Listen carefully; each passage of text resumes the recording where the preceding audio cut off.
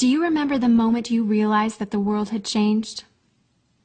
Let me tell you a quick little story that has nothing and everything to do with the future of our world and how you fit into it.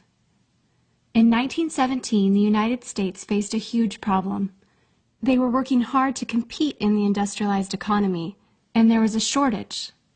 Not a shortage of oil or coal or other natural resources, a shortage of people, specifically obedient factory workers.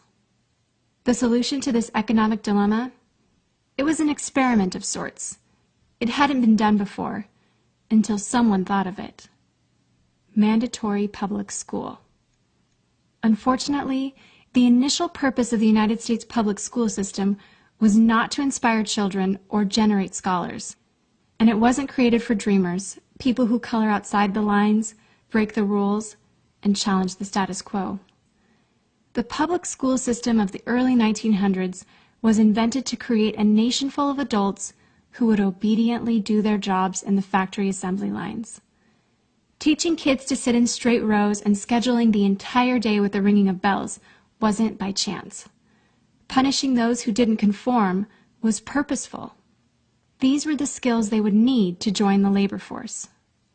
Intentional or not, this early method of turning dreamers into workers was an investment in the nation's economic future.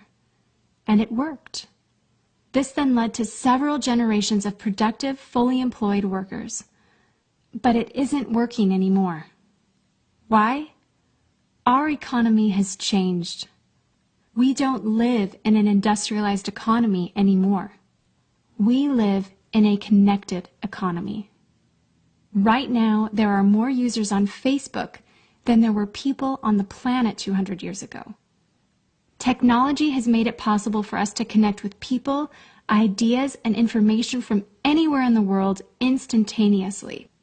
And as a result, our economies have expanded from localized towns and communities to the entire world.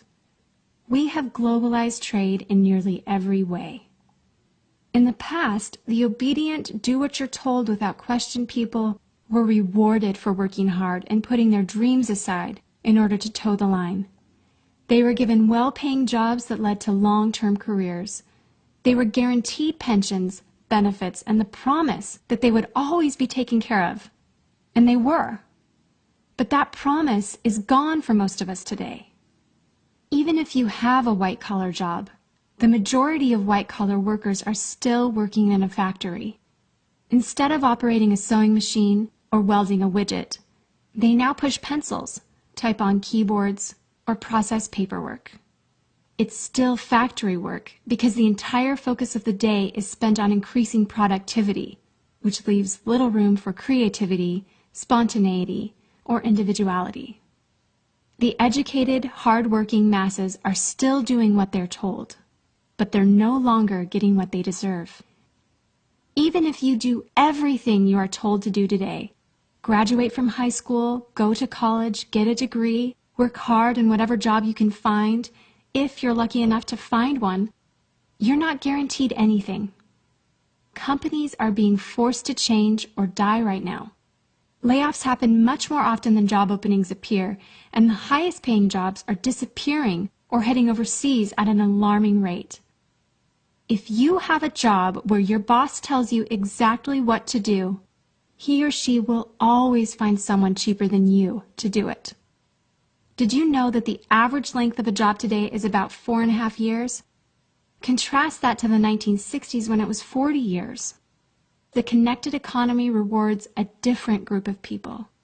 It rewards the people who see things differently, who don't conform, people who have ideas that no one else has, people who are willing to work hard but know that the old way of doing things is broken.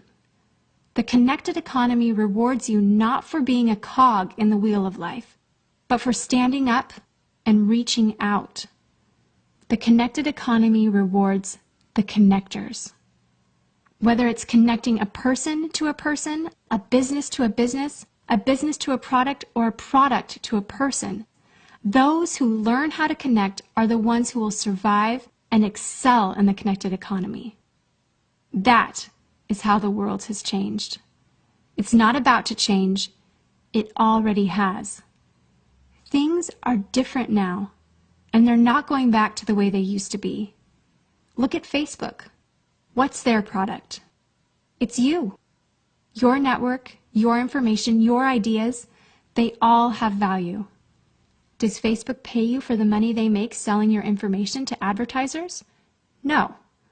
But we still use it because we have an innate desire to connect with people. In fact, neuroscientists have found that we are actually hardwired to connect with each other. Some people know how to leverage this innate ability in today's economy, but most don't.